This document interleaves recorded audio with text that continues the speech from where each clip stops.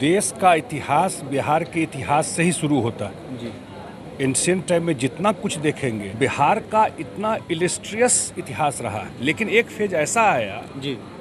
कि बिहार कहने में लोगों को शर्म लगने लगा। हमारा बिहार का जब अस्तित्व में आया 1912 में जी। बंगाल से जब हम लोग अलग हुए 22 मार्च को, जी। तो वही एक डेट रखा गया और आज बिहार दिवस है।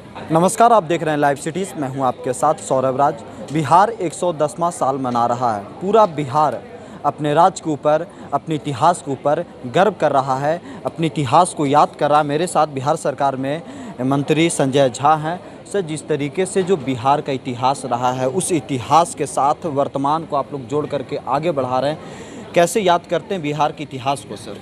नहीं, बिल्कुल बिहार का इतिहास तो एक एक चीज़ को देखें और मैं कहूँ तो देश का इतिहास बिहार के इतिहास से ही शुरू होता है। जी। एंशिएंट टाइम में जितना कुछ देखेंगे, यूनिवर्सिटी हो, सिविलाइजेशन हो, लोकतंत्र आना हो, वैशाली का जो गणतंत्र जो आया, वो सब कुछ तो बिहार से शुरू हुआ।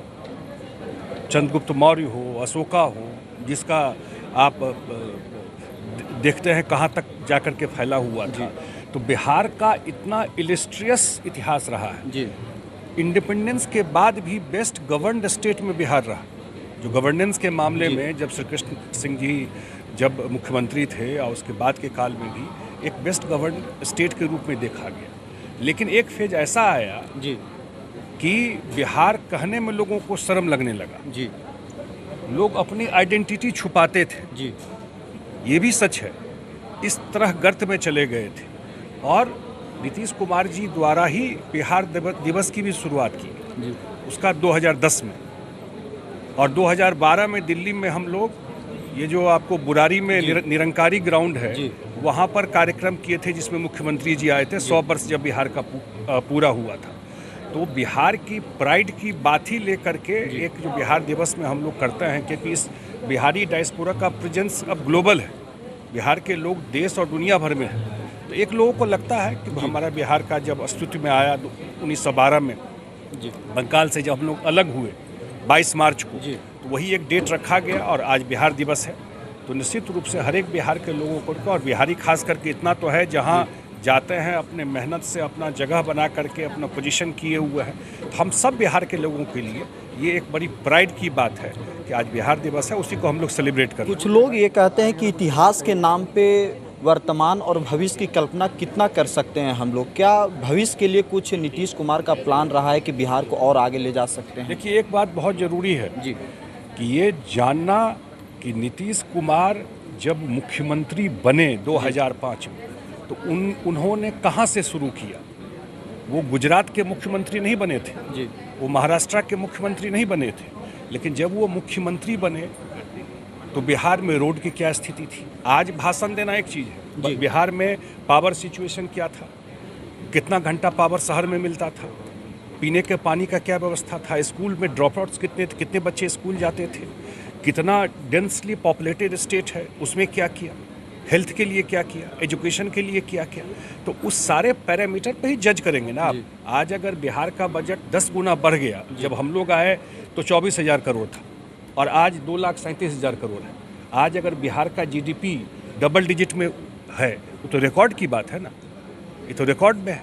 तो और अभी मैं देख रहा था जो कटआउट्स लगा हुआ है, सबसे ज़्यादा पुलिस में महिलाएं बिहार में। अब ये सब कोई कल्पना के बाहर की बात है ना भाई, ये कहाँ था।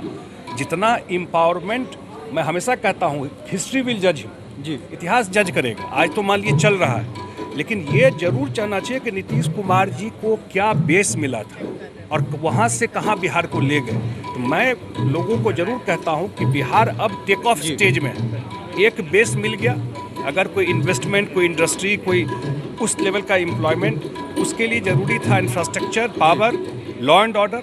और लॉ एंड ऑर्डर में बिहार जो रिकॉर्ड है उसमें 25वें नंबर पे, अब पॉपुलेशन में हम लोग 3rd नंबर पे। अब बिहार में लॉ एंड ऑर्डर ठीक रहेगा, कहाँ कल्पना था, कितना फिल्म बन गया कानून व्यवस्था पे। कोई बचा था बिहार में?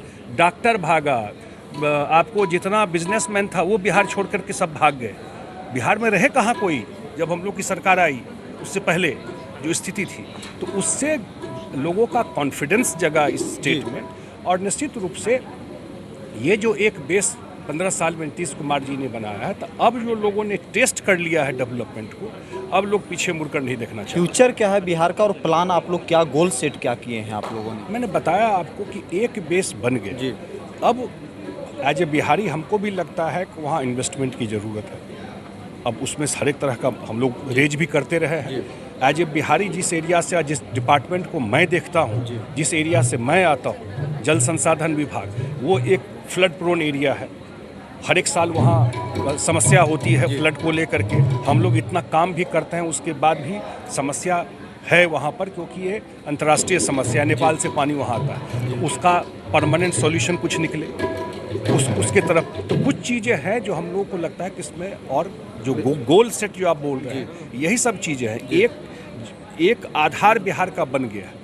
इसके बाद मुझे लगता है निश्चित रूप से बिहार में इन्वेस्टमेंट, बिहार में जो मैंने बताया कि फ्लड से रिलेटेड चीज़ें, या नीतीश कुमार जी ने जैसे ये गोल सेट किया कि हम हर एक खेत एग्रीकल्चर ग्रोथ को स्टडी करके देखें तो कि एग्रीकल्चर में बिहार में 10 साल में प्रोडक्शन कहाँ से कहाँ गया, चाहे वो चावल का हो, चाहे वो गेहूं का हो, चाहे वो मक्का का हो, प्रोडक्शन गया। आज जैविक खेती की बात हो रही है, इस बजट में आया है गंगा किनारे जैविक खेती हो, और बिहार ये पहले से काम शुरू कर दिया। तो ये जो एग्रीकल्चर में ग्रोथ हुआ, तब सीएम ने टारगेट तय किया इस सरकार बनने के बाद हर एक खेत तक सिंचाई पहुंचा देंगे अगले 5 साल। तो मुझे लगता है कि हर एक खेत तक सिंचाई पहुंच गया और कनेक्टिविटी ठीक हो गया है, तो निश्चित रूप से अब बिहार, एक होता है ना, हर एक एरिया का एक समय आता है, तो बिहार का टाइम आ चुका है। चलिए, शुक्रिया सर, थैंक यू।